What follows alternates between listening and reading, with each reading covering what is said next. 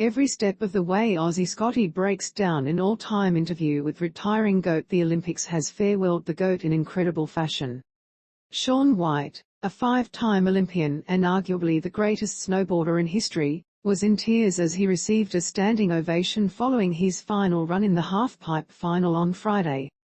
And he broke down again in a touching interview alongside long-time rival, Australia's silver medallist Scotty James.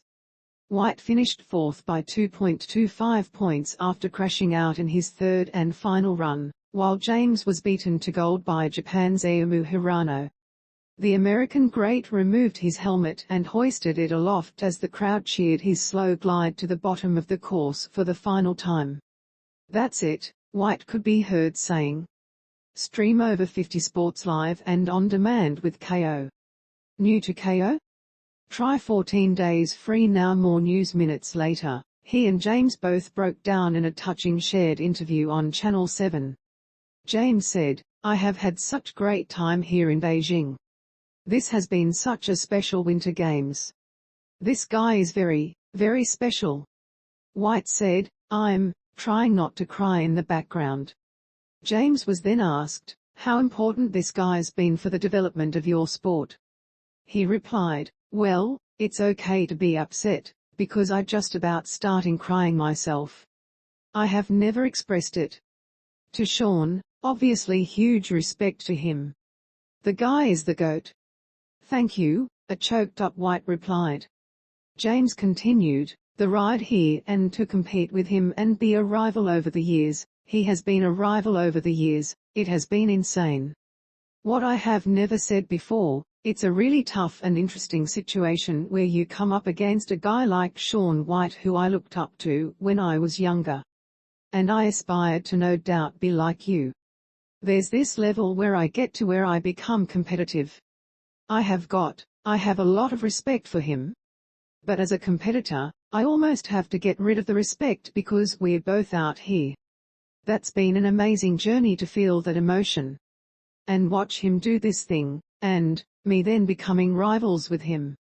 As an emotional White went to reply, James continued, "No, man, it's been incredible to be here with you. Yeah. And Pyeongchang and the rest. All the best." White said, "I didn't picture it any other way. I was like I would have done the same. I'm so proud. I mean, even in qualifying, they are asking me about my favorites and you have been on my heels every step of the way. I'm sorry, it's been an emotional, I'm proud of you, man."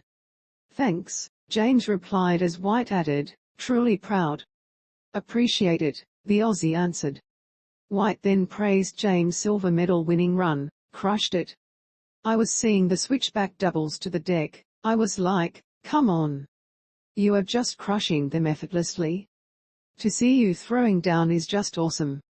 Then Australia's hero asked his longtime rival for support in his campaign to compete in 2026, saying, "If you have the time, I have one more medal I need.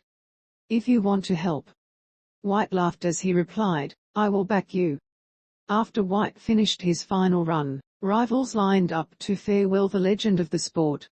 The 35-year-old, whose 3 Olympic golds, 2006, 2010, 2018, are the most of any snowboarder, also boasts a record 13 X Games gold medals in snowboarding plus another 2 in skateboarding.